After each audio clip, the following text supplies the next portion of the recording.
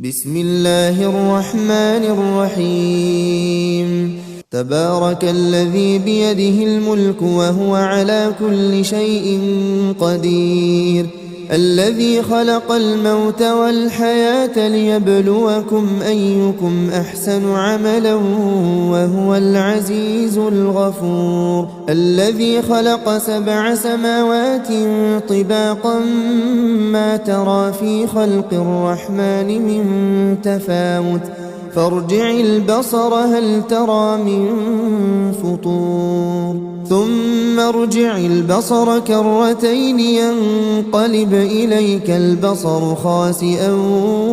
وهو حسير ولقد زينا السماء الدنيا بمصابيح وجعلناها رجوما للشياطين